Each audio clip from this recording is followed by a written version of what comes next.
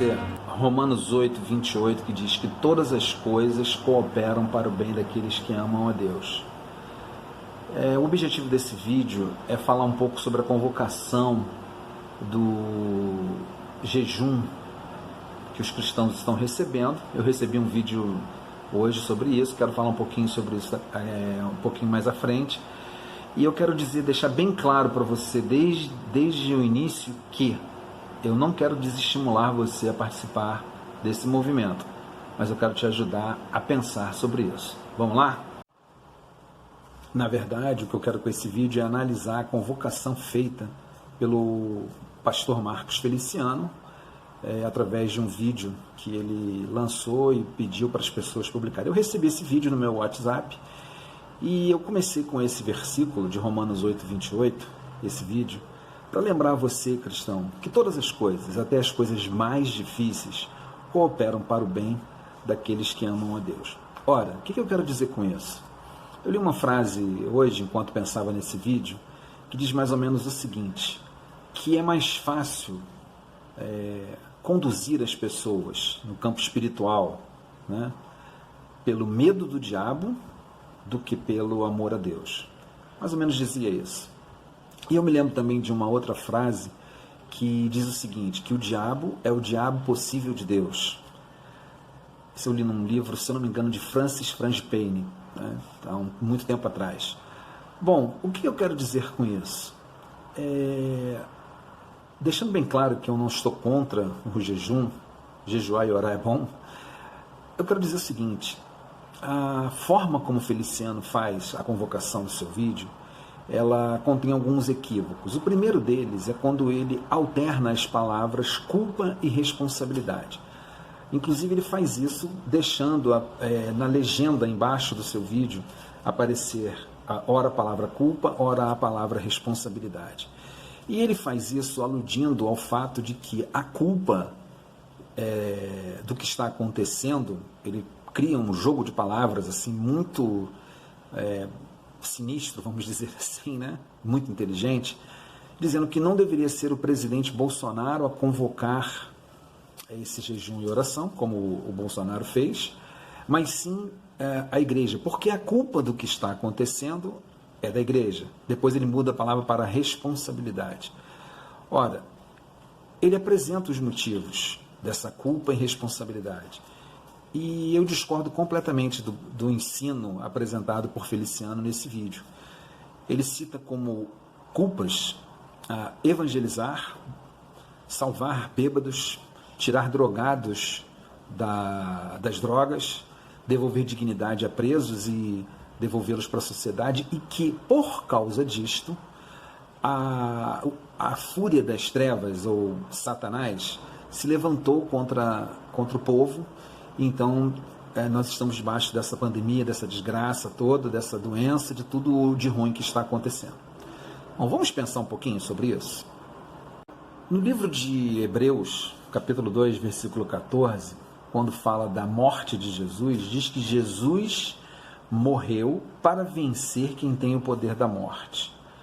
Ora, me soa estranho esse ensino de que a culpa pelo que está acontecendo é a igreja que afrontou as trevas. Não, nós não afrontamos as trevas, porque a Bíblia também diz, isso palavras do próprio Jesus, que as portas do inferno não podem prevalecer sobre a igreja. Ora, se a igreja está evangelizando, tirando drogados das drogas, devolvendo dignidade aos presos, os colocando na sociedade de novo, libertando bêbados, a igreja está fazendo aquilo que é o certo. E se ela está fazendo o que é o certo, não haveria sentido em ser derrotada por Satanás. E dessa forma, estarmos passando por momentos tão difíceis. Eu concordo um pouquinho com o Feliciano quando ele diz que devemos nos arrepender dos nossos pecados. Só que antes de Feliciano falar sobre isso, de arrependimento dos pecados, ele cita que o Brasil tem 88% da população de cristãos. E que seria então papel dos cristãos convocarem esse jejum e não do presidente. e volta a falar em culpa e em responsabilidade. E eu quero dizer então o seguinte, a única parte desse vídeo que eu concordo com ele sobre arrependimento, é sobre o arrependimento. Por que eu concordo? Porque eu acho que Feliciano esqueceu pelo menos dois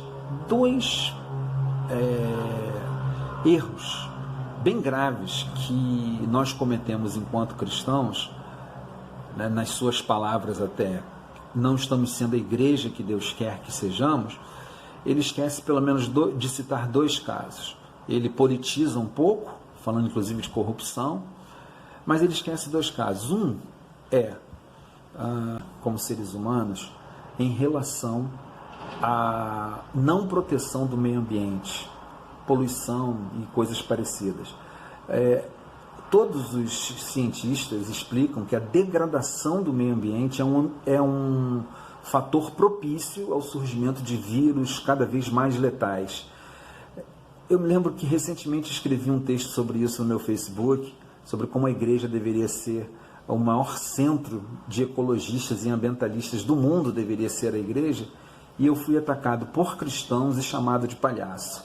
Então acho que esse é um ponto que Feliciano esquece nos pecados dos quais deveríamos nos arrepender.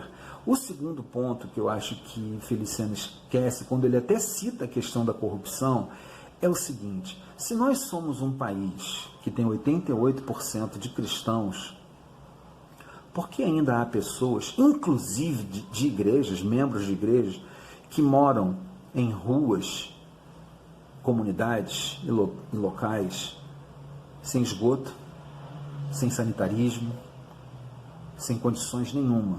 Será que é porque essas pessoas mergulham no esgoto e não acontece nada com elas, como disse o presidente Bolsonaro? Não acredito.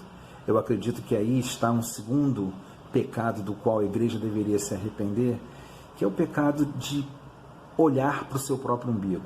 A teologia da prosperidade, da qual inclusive Feliciano é defensor, tem feito esse mal à igreja. Pessoas que têm menos ou têm pouco não são olhadas como aqueles que precisam de uma ajuda, precisam que a mão lhes seja estendida, precisam que haja justiça para elas. Não, são olhadas muitas vezes como pessoas que carregam maldições sobre elas. Então eu quero dizer para você, quero finalizar esse vídeo dizendo para você o seguinte: participe do jejum, participe da oração, mas participe com o ensino correto. Deus é amor, Deus não é fraco, Deus não permitiria que o diabo fizesse uma afronta à igreja que está fazendo o seu papel correto. Se o diabo está afrontando a igreja, pode ter certeza, é porque ela não está fazendo o seu papel correto. Então pare e pense nisso quando você for participar do jejum amanhã. Eu não estou fazendo um vídeo para te desestimular, faça aquilo que a sua cabeça achar melhor, mas faça consciente, pensando corretamente. Deus te abençoe, te aguardo no próximo vídeo.